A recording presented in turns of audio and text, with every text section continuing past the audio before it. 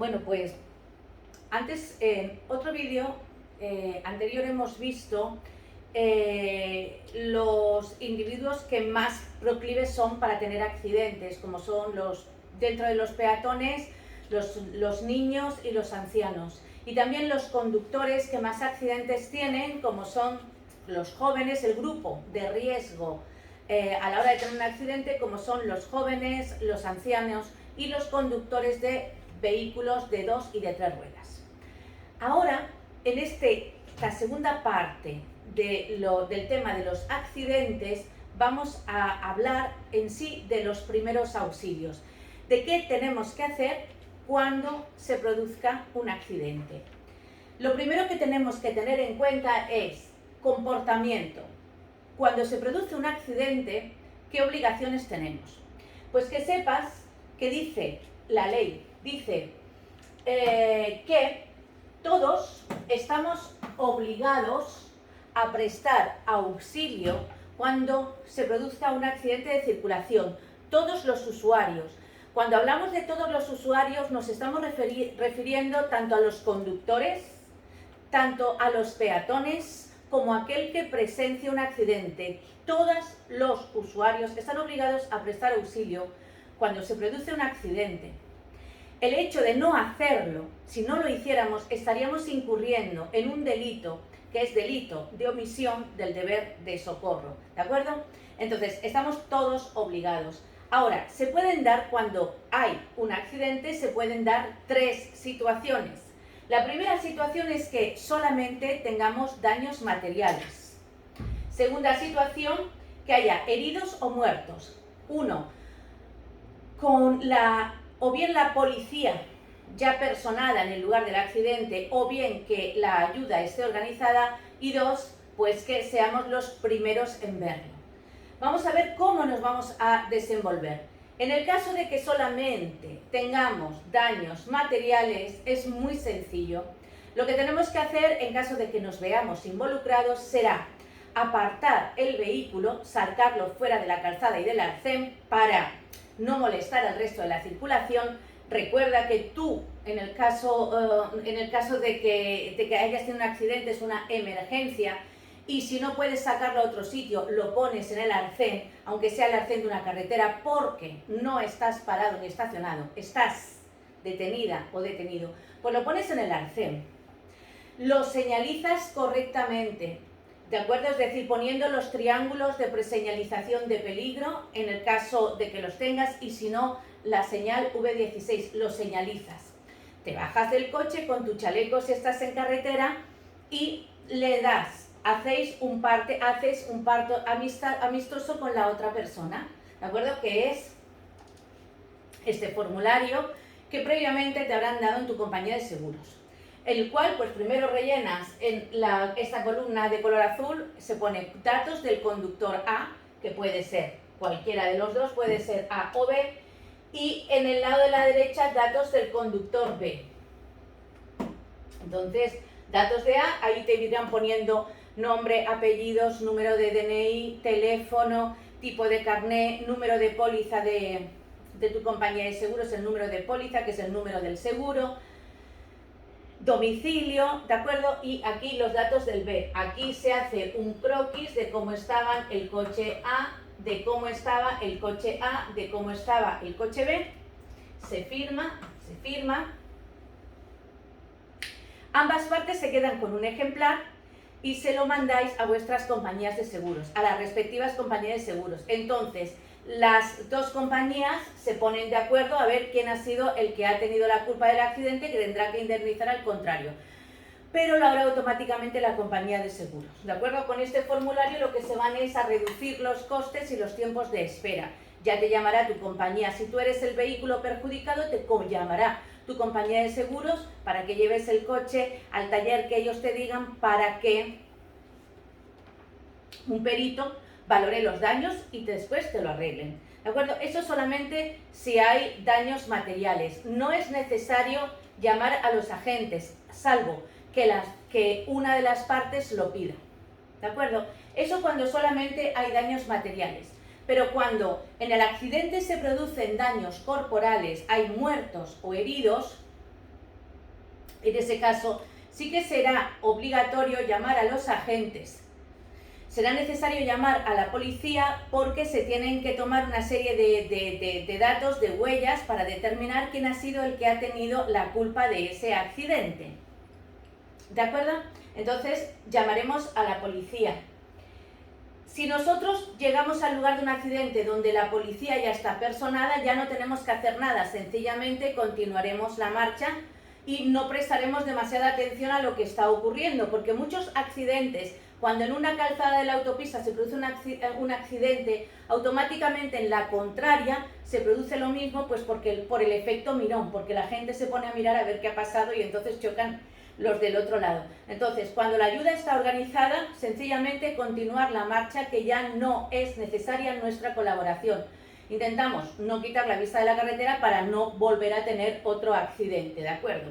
Otra de las situaciones que podemos tener es que haya habido el accidente y la ayuda no esté organizada, no esté seamos los primeros en llegar. Vuelvo a repetir que si hay daños materiales no hace falta, se paran los vehículos involucrados, pero si hay muertos o heridos, pues sí que tenemos que prestar asistencia sanitaria. En ese caso avisaremos a los agentes y evitaremos modificar el estado de las huellas para evitar que se puedan perder pruebas. No moveremos los coches, a no ser que si por dejar los coches en medio se pueden producir más accidentes, en ese caso sí, ¿vale? Pero en principio evitaremos no modificar las huellas para que no se pierdan pruebas que después pueden ser necesarias en un posterior juicio. Eso es lo primero que tenemos que hacer cuando se produce un accidente, en los tres casos. ¿Recuerda? Es decir, si solamente hay daños materiales, no es necesaria la policía. Si hay muertos o heridos, hay que llamar a la policía. Si la ayuda está organizada, pues ya no tenemos que hacer nada. Pasamos a qué hacer justo después de que se haya producido un accidente de circulación. Si el 50% de los muertos que se producen en un accidente de circulación podrían haber sobrevivido, si nada más durante los primeros minutos después de producirse el accidente las personas que lo atendieron hubieran sabido qué hacer, qué era lo que mejor podían hacer en cada momento. Por eso es por lo que tenemos que estudiar este tema, ¿de acuerdo? Porque lo importante es, más que saber qué hacer, que no tenemos por qué ser médicos, ni enfermeras, ni sanitarios. Lo importante es saber qué es lo que nunca deberemos de hacer, ¿vale? Lo primero que tenemos que hacer cuando se produce un accidente de circulación es poner en marcha la regla PAS. Es decir, la regla PAS nos dice que primero, protejamos el lugar del accidente. Segundo, avisemos a la policía si es necesaria. Y tercero, socorramos. PAS. El orden de actuación es según la regla PAS. Recuérdalo porque en los test te lo van a preguntar constantemente. Proteger, avisar y socorrer. Con relación a proteger, lo primero que tienes que hacer es detenerte tú en un lugar seguro. Saca tu coche fuera de la calzada, fuera del arcén para prestar ayuda. Segundo, señalizar. Ponle a tu coche o los triángulos de preseñalización de peligro si los tienes, o si tienes ya la señal esta, la luz V16, esa luz que ya es obligatoria desde enero de este año y que sustituirá a los triángulos con el tiempo, porque los triángulos tienen un periodo de caducidad de hasta el 2025. Es decir, ahora esta luz, los triángulos convivirán con ella hasta el 2025. Poner esa luz para señalizar el lugar del accidente y protegerte tú. Lo primero es dejar tu coche en un lugar seguro. Poner la luz. Si es de noche, dejar las luces de posición. Incluso dejar las luces de cruce para iluminar la zona del accidente, si es necesario iluminar el otro coche para poder trabajar bien. Para bajarte del coche, ponerte el chaleco, que en carretera es obligatorio para bajarse del coche ponerte el chaleco reflectante, que lo tienes que llevar en la guantera. Ya hemos señalizado el lugar del accidente, nos hemos protegido. Una vez que nos hemos protegido, avisar. Avisaremos al 112, indicándole número de personas que haya, número de víctimas, para que manden el número de ambulancias necesarias, así como la gravedad. Y en tercer lugar, mientras llega la ambulancia, pasamos al tercer punto, que es socorrer. Socorrer haciendo lo que podamos en cada momento, lo que sepamos en ese momento. Y si no sabemos qué hacer, porque el hecho de que no sepas qué hacer no te impide llamar a otra persona, parar a otro coche para que a ver si ese otro conductor o esa persona que vaya en otro coche sí que sabe qué tiene que hacer. ¿De acuerdo? Entonces, socorrer es también llamar a otra persona para que preste ayuda. Es decir, si tú no sabes qué hacer porque te da repelús la sangre o piensas que te vas a marear, pues paras a otro coche y ya estás socorriendo. Así pues, sabemos las normas generales de actuación ante un herido. Primero, vamos a tener en cuenta qué es lo que debes de hacer. 1. Lo que sí que tienes que hacer es aflojar las prendas que le puedan oprimir, como corbatas, bufandas o pañuelos que le puedan oprimir y dejar que ya no pueda respirar bien. En segundo lugar, será taparlos. A todos los heridos se les tiene que tapar, incluso en verano. En invierno, porque les baja la temperatura, en invierno les baja la temperatura y además todas las personas muy graves lo primero que hacen es que le baja la temperatura. Y en verano también, incluso para protegerles del sol en verano. Segundo, proteger el cuello de movimientos bruscos. Es decir, imaginarte que el herido es como si fuera un bloque rígido y tratarlo como si fuera un tronco. Si lo tienes que movilizar, no pienses que es una persona que la puedes doblar. Tienes que mantener el eje cabeza, cuello, tronco. Lo tratas como si fuera un tronco, para evitar que pueda tener lesiones a la altura del cuello que lo podrían dejar con una tetraplegia. Y tercero, esperar a que llegue el auxilio sanitario, esperar a que lleguen las ambulancias, deberán de ser trasladados a los hospitales en ambulancias, solo en casos muy extremos, cuando podamos prever pues que las ambulancias no van a llegar a tiempo porque estamos en una montaña perdidos, dejados de las manos de Dios. Sí, podemos prever que no va a venir la ambulancia. En casos muy extremos, cogeremos a los heridos y nos lo llevaremos en nuestro propio vehículo, y a poder ser más que un coche, preferiblemente lo llevaríamos en una furgoneta donde pueda ir tumbado en la caja, para que vaya más estirado como si fuera en una ambulancia. Pero esos son casos muy extremos. Siempre lo mejor es esperar a que venga la ambulancia, el caso número 1. Ya hemos visto qué es lo que sí tienes que hacer: aflojar las prendas, taparles, ¿de acuerdo? Esperar a que venga la ambulancia. Ahora, tan importante es saber lo que puedes como lo que no puedes. ¿Y qué es lo que no puedes? No le des de beber, no le des nada, no le des agua, porque no sabes exactamente el tipo de lesiones internas que el herido o la herida pueda tener. No le des ningún tipo de medicamento, no le des pomada, no le des pastilla, no le des nada, no sabes exactamente qué tiene, no le des nada.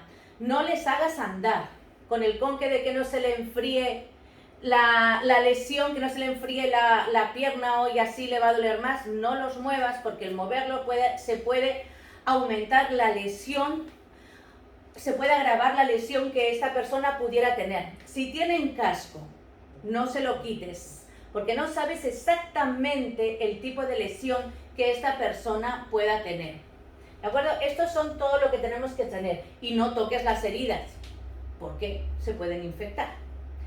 Sabemos ya qué es lo que podemos hacer y qué es lo que no podemos hacer en ninguna ocasión. Pues ahora vamos a ver, tenemos que evaluar el nivel de cómo está, hacer una evaluación de cómo están los heridos, para saber el estado de gravedad, ¿de acuerdo?, que pueden tener. Entonces lo haremos haciéndole una serie de preguntas, ¿de acuerdo? Según la regla ABC, mirar si está consciente, si respira y cómo está el sistema de circulación.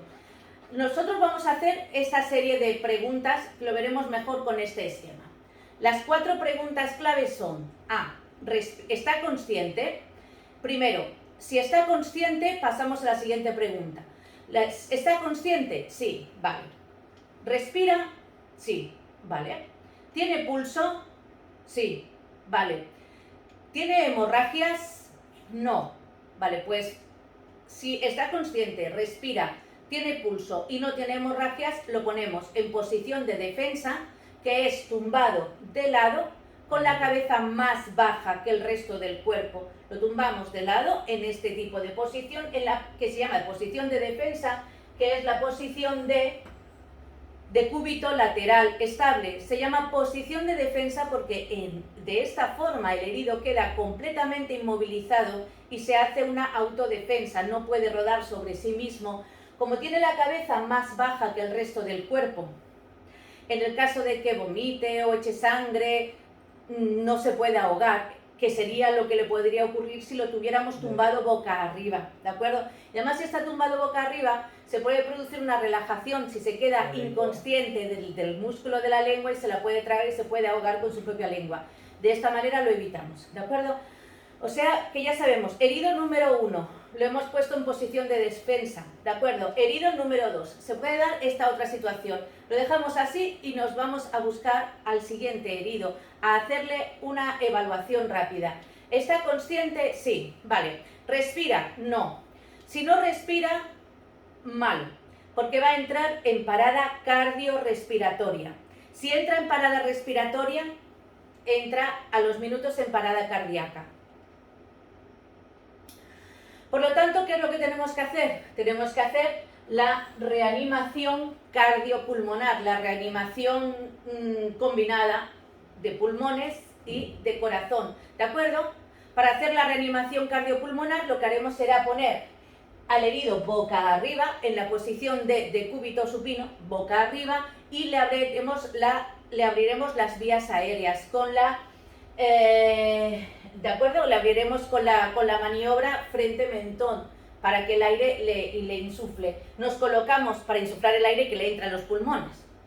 Nos colocamos junto al herido con los brazos rectos y primero le hacemos 2 insuflaciones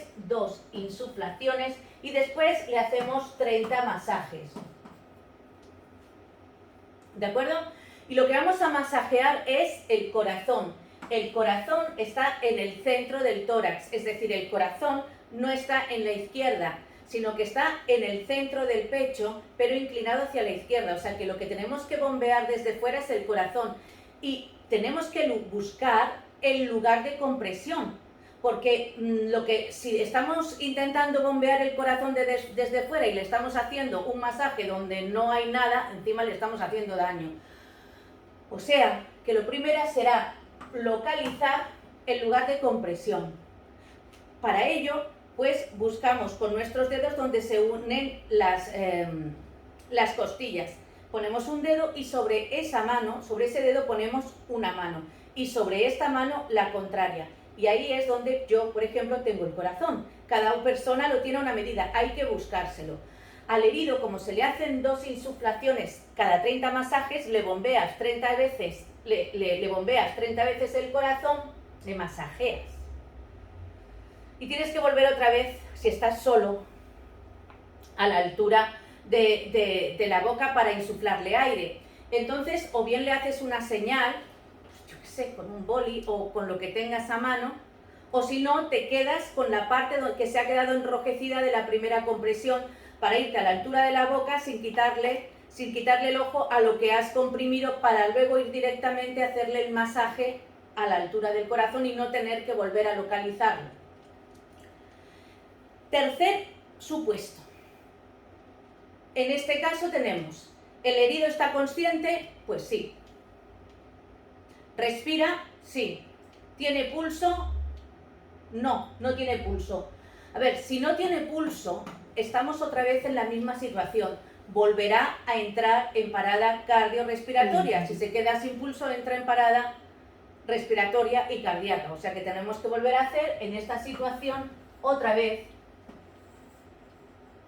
la RCP, reanimación cardiopulmonar, ¿vale? cuarto caso, cuarto supuesto. ¿Está consciente? Sí. ¿Respira? Sí. ¿Tiene pulso? Sí. Vale. ¿Tiene hemorragias? Sí. Por ahora todo funcionaba bien. El problema es que al tener una hemorragia va a perder la sangre, que la sangre es la que se encarga de llevar el oxígeno a cada una de nuestras células. Por lo tanto, ¿qué tenemos que hacer? Intentar cortar la hemorragia. Haciéndolo de esta manera, primero del supuesto menos lesivo al supuesto más lesivo, ¿de acuerdo? Primero intentaremos presionar directamente sobre la herida, con un pañuelo, con gasas si lleváramos un botiquín, ¿de acuerdo? Intentaremos presionar directamente sobre la herida. Las plaquetas se intentarán cerrar, cortar la hemorragia.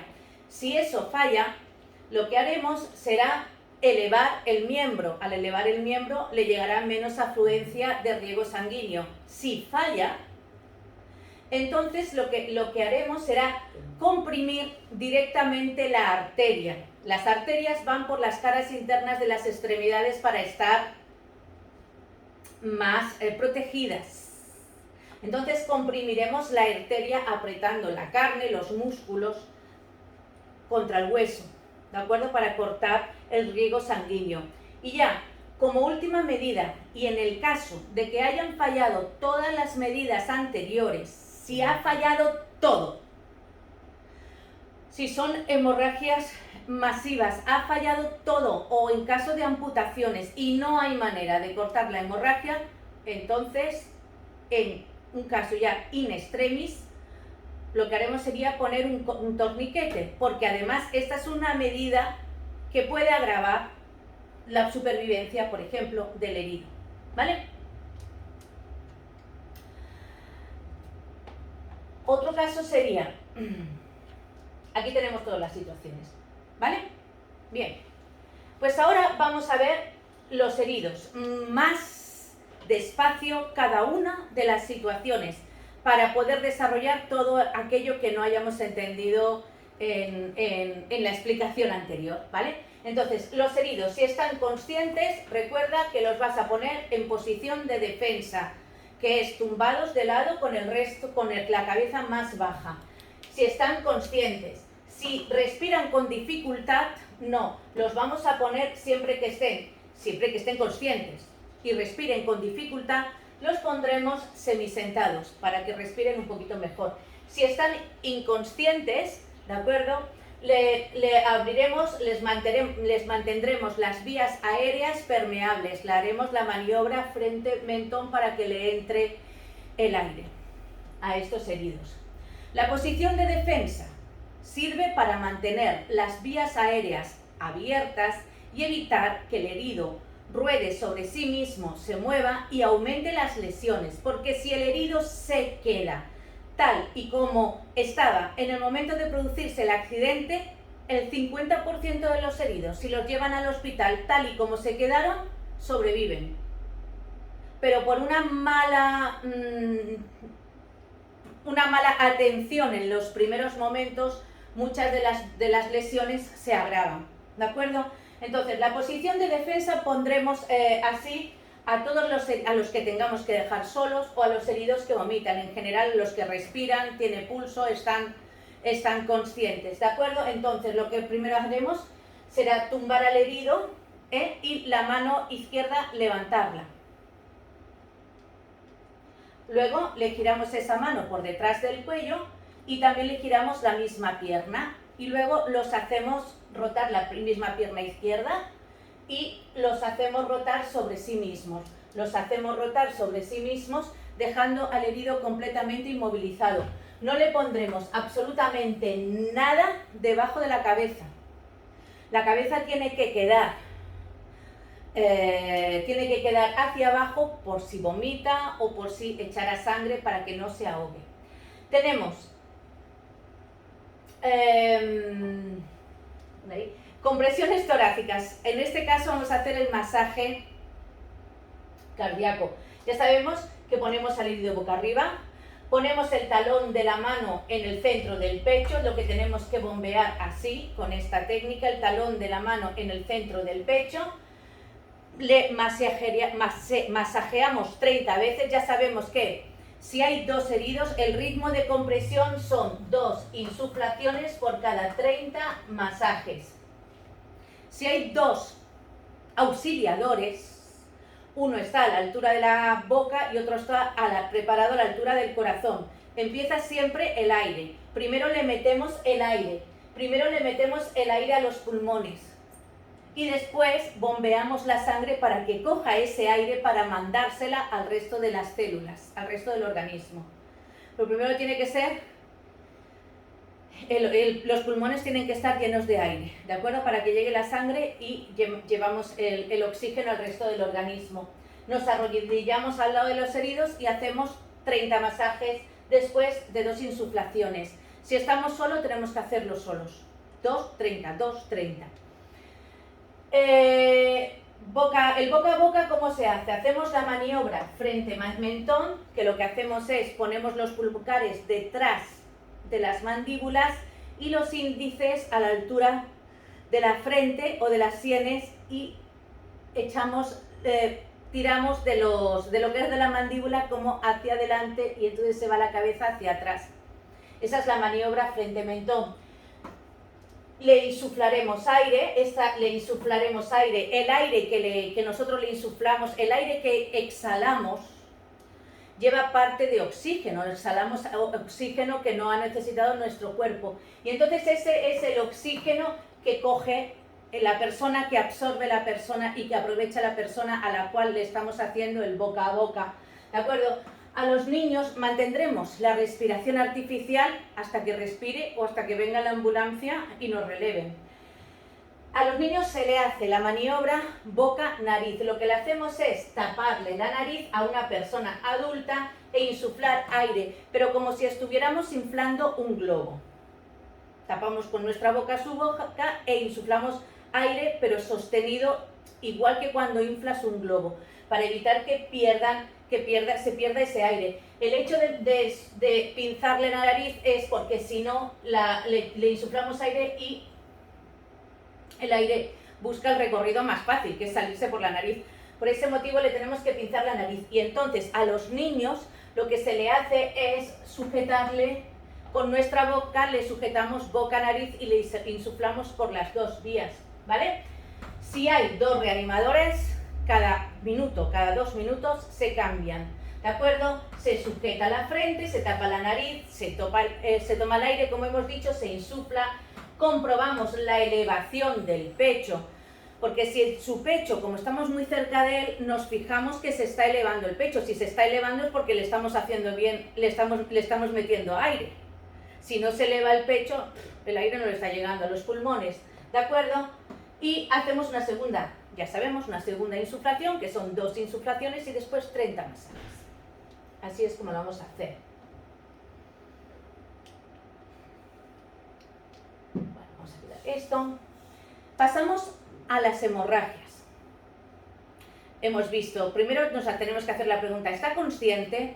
Para mirar el nivel de consciencia, ¿de acuerdo? Para ver, porque si está inconsciente en cualquier momento puede entrar en parada cardiorrespiratoria.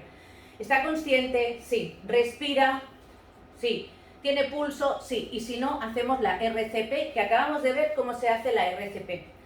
Ahora, si tuviera una hemorragia, ¿qué tenemos que hacer? Cortar la hemorragia. Las hemorragias pueden ser internas. Se está desangrando, pero se está quedando la sangre dentro. Es muy difícil, nosotros no podemos saber que se está desangrando por dentro, no lo podemos saber hasta que no presenta síntomas de shock. Un shock, que en castellano se llama colapso, se produce un estado de shock porque pierden líquidos. En los accidentes de circulación es normal que los heridos entren en estado de shock, porque siempre hay pérdida de líquidos, o bien porque se producen hemorragias, o bien porque se producen quemaduras. En este caso, hablemos de las hemorragias. Pueden ser internas, que son las peores, porque no sabemos que se están desangrando. Lo intuiremos cuando nos entre en estado de shock, como os decía. Pueden ser exteriorizadas, que son cuando una hemorragia interna ya rebosa, la sangre sale al exterior por orificios como boca, nariz, oídos. O puede ser una hemorragia externa, ¿de acuerdo? Que son malas, pero por lo menos intentas taparla, intentas cortar la hemorragia, haces algo por evitar que se desangre. Empezando por las hemorragias. Lo primero, si es una hemorragia externa, ya sabemos, primero comprimir la herida, si podemos. Si falla, levantar el miembro. Si falla, comprimir en el trayecto de la arteria, si es en el brazo o si es en las piernas, en la arteria radial, si es en el brazo, o en la femoral, si es a la altura de las piernas. Y si no, poner un torniquete. El torniquete es lo último que deberíamos de hacer, lo último, porque es una medida muy invasiva y podemos poner en riesgo la vida de esa persona, o que lo mismo le tienen que cortar o amputar el miembro si no se lo ha hecho bien. Sería lo último, se aplica sobre la herida, se le pone la hora en la que se ha puesto el torniquete, la hora, es decir, pues a las 5 menos 20. Incluso si no tienes boli, pues con su sangre se la pones en la frente, para que cuando llegue al hospital ya sepan qué tipo de anticoagulantes le tienen que poner a esa persona y cómo actuar con esa persona. Se le traslada urgentemente al hospital y no se tapa y no se afloja. No se tapa para que lo vean rápido, que es lo primero que tendrán que hacer, ¿vale? Y no aflojarlo porque la parte donde le hemos donde le hemos puesto el torniquete, ahí se ha ido coagulando la sangre. Si nosotros aflojamos el torniquete, se restablece la circulación sanguínea y uno de esos coágulos puede llegar al corazón, a los pulmones, provocando una trombosis. ¿De acuerdo? Es decir, no se afloja. Las posiciones, ya hemos dicho que son, ponemos en posición de defensa a todos los heridos en general, semisentados a los conscientes que respiren con dificultad, y en posición anti-shock, que es con las piernas más altas, a ver si salen los muñequitos, pero es que no están saliendo. Bueno, lo voy a dibujar, que no me sale el dibujito, ¿vale? A ver, esa va a ser la boca, ¿vale? Tumbado y con las piernas más altas a los que entran en estado de shock. ¿Por qué? Porque lo que intentamos es que la sangre le llegue a las partes vitales para mantener con vida a esa persona, ¿de acuerdo? Y a los semisentados, a los conscientes que respiren con dificultad. Estaba viendo aquí de las hemorragias, ahí, esta. Hemorragias internas exteriorizadas. Hemorragias exteriorizadas son cuando las hemorragias, es que se había pasado esta diapositiva, lo voy a explicar ahora. Hemorragias exteriorizadas es cuando la sangre sale al exterior por la boca, la nariz o el oído. Dentro de las hemorragias, no se deben de contener, porque tenemos que dejar sacarlas. Si son por el oído, tumbarlo del oído que sangra, del mismo oído que sangra, taparlo, cubrirlo, pero no intentar cortar esa hemorragia, porque claro, dentro del cráneo, dentro de la cabeza hay de todo menos espacio, y entonces la misma sangre se puede provocar, los coágulos de sangre, los coágulos, si se coagula, puede provocar lesiones muy graves a nivel cerebral, ¿de acuerdo? Entonces la dejamos salir, la cubres pero la dejas salir, ¿de acuerdo? Si son por la nariz, si está consciente, lo pones en posición de defensa, y si están inconscientes, con la cabeza recta o ligeramente inclinada hacia adelante para cortar la hemorragia. Si son por la boca, dicen que notan un cosquilleo y suelen ser de lesiones en los pulmones o en el aparato digestivo. Vale, aquí tenemos las posiciones. ¿Y cómo actuaremos ante las quemaduras? Ante una quemadura no debes aplicar pomadas, no le apliques nada, porque no sabes qué tipo de lesiones pueden tener. no las toques. Los quemados lo que han perdido es el órgano que nos protege del exterior, que es la piel. Entonces si las tocamos, lo que vamos a hacer es que esa persona pues se coja una infección. Ten en cuenta que los quemados mueren, 1, por deshidratación, 2, por infecciones, ¿de acuerdo? No se toca, no se quita la ropa quemada, perdón, la ropa pegada, porque esa ropa pegada, si la intentas quitar, te llevas la piel debajo. No le quites, si tienes que taparlas, las tapas para evitar que se haya infecciones con algo limpio. No pinchar las ampollas y no aplicar, como hemos dicho, pomadas, nada. Debes de refrigerarlas, eso sí, cubrirlas para evitar las infecciones con trapos o con vendas limpios, pañuelos limpios, algo limpio.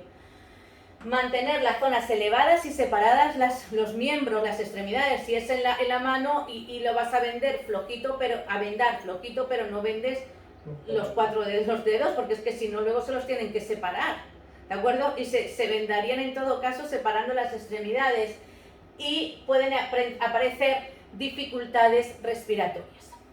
Ante las fracturas, la fractura es la rotura de un hueso. Estas pueden ser abiertas o cerradas. Cerradas es cuando se produce la rotura pero el hueso no sale al exterior. Abierta es cuando el hueso rompe músculos, rompe piel, rompe tendones, rompe venas, arterias, capilares, todo lo que pilla. Y sale al exterior. Bueno, de las dos maneras. Lo que haremos en este caso, no intentaremos reducirlos, las roturas, las fracturas no se reducen, se dejan tal cual y lo que hacemos es inmovilizar, porque los huesos que están seccionados actúan como cuchillas y si los intentamos poner sin saber cómo, bien, en su sitio lo que estamos es cortándole, rasgándole todas las fibras, músculos, tendones que hay por dentro, ¿de acuerdo? O sea que no se intentan reducir. Son en la espalda, la fractura se produce a nivel de columna vertebral, pueden producirse parálisis y pueden decir que tienen sensibilidad. Si es fracturas o lesiones en la columna, si nosotros vemos que el herido tiene golpes, moratones de hombros para arriba, intentaremos predecir que tiene una lesión en la columna vertebral, ¿de acuerdo? Entonces no sentar, no mover, no doblar y no mover la cabeza y colocarlo como si fuera, lo intentaremos tratar como si fuera un bloque rígido. Hemos dicho que nosotros lo que intentamos ante las heridas, ante las fracturas, será inmovilizar, bien con cabestrillos y si son las piernas, pues yo qué sé, con 2 palos, con férulas. ¿De acuerdo? Las heridas. Ante las heridas graves, ¿qué puedes hacer? Tapar la herida. No, tú ante una herida grave no puedes hacer nada, ya se lo harán en el hospital. Tapar la herida para evitar que se infecte y intentar cortar la hemorragia y no retirar los cuerpos extraños. No le intentes quitar piedrecitas, gravilla que pueda tener adherida en la herida, porque esa piedrecita puede estar tapándote una arteria, puede estar haciendo de tapón en una arteria que si le quitas la piedrecita luego te encuentras con una hemorragia arterial que no sabes cómo contener, ¿de acuerdo? Es decir, como mucho lo limpias, lo que caiga bien y si no pues nada, pero dejarlas tal cual. Si las heridas son leves, descubrir, limpiar con agua y jabón y dejar al descubierto. Por último, las lesiones que más se producen en un accidente de circulación son, por orden de frecuencia, las lesiones más frecuentes son las lesiones craneoencefálicas en primer lugar, después en las piernas, primero en la cabeza, porque primero el cuerpo es lanzado a 120 a la velocidad que venía el coche y después es lanzado hacia atrás a la misma velocidad. También hay lesiones en las piernas, porque el conductor y los que van en el asiento del copiloto chocan las piernas contra el salpicadero. Por ese motivo tampoco podemos poner las piernas sobre el salpicadero cuando vamos de copiloto. Las piernas tienes que ir bien sentado porque si no te las puedes romper en caso de accidente. Las piernas y el asiento del conductor tiene que ir lo justo pegado, las piernas semiflexionadas para llegar a los pedales, pero no de ir demasiado pegados porque entonces las rodillas en caso de accidente chocan contra los salpicaderos y termina rompiéndose el fémur en caso de un accidente. ¿De acuerdo? Segundo, las piernas. Tercero, en el pecho, porque el pecho choca contra el volante. ¿De acuerdo? Luego en los miembros superiores y luego en la columna. Pero por orden de gravedad, el orden es el siguiente. Las más graves está claro que son las lesiones en la cabeza. Después van en la columna, después van en el pecho, en tercer lugar, después van en los miembros inferiores, en las piernas y después en los miembros superiores, en lo que es en los brazos. Y por último, si tenemos que trasladar a un herido en un accidente de circulación, primero tienes que esperar a una ambulancia que tardará entre 15 y 30 minutos. Espera la ambulancia, que es donde se le va a dar una atención, la atención adecuada y que requiere en ese momento. Solo en casos muy graves en los que, pues yo qué sé, hay una huelga general, yo qué sé, o hay una gran nevada, o puedes prever que la ambulancia no va a venir porque estás en lo alto de una montaña, o bien en caso de amputaciones o cosas muy exageradas, pero tú ya puedes prever que es que la ambulancia no va a venir, entonces te lo llevas por tus medios y a poder ser primero en una furgoneta o en un camión en la caja, en posición de defensa, tumbado, y el trayecto hasta el hospital será a velocidad moderada, lento, para que la persona no sufra entre los continuos movimientos, nada de ir a toda pastilla. Y por último, lo que lo llevaríamos sería en nuestro propio coche, pero sería el último caso, la última situación, y entonces lo llevarías en el asiento de atrás, tumbado, intentando llevarlo en posición de defensa dentro de lo que se pueda. Con relación al botiquín, no es obligatorio que tengamos un botiquín en el maletero, pero desde luego que es aconsejable, y si lo tenemos, irá en condiciones de seguridad. Con relación al botiquín, tiene que tener guantes, tiene que tener vendas, tiene que tener tiritas, unas tijeras para cortar las vendas, tiene que tener imperdibles, un pañuelo por si tenemos que poner un cabestrillo, e imperdibles para atar el cabestrillo, para enganchar el cabestrillo, ¿de acuerdo? Y pinzas. Esto con relación a los botiquines. Y ya con esto hemos acabado la segunda parte de primeros auxilios de este tema. Ahora lo que tenéis que hacer es buscar en la aplicación el tema de los primeros auxilios y comprobáis y hacéis las preguntas para fijar todo lo que habéis aprendido hoy, pues para memorizarlo, para trabajar sobre lo mismo y aprendéroslo. Y ya nos vamos a ver en otro tema. Mañana subiremos otro tema.